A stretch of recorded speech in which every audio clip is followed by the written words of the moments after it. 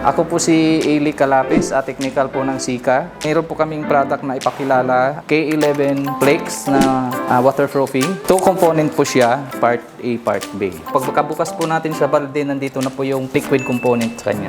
So nakaset na po siya. Ito na po yung liquid niya.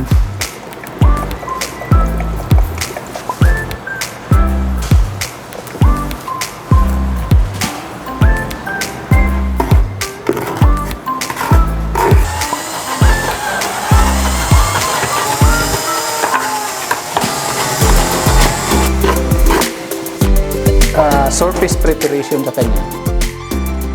Then apply first coat.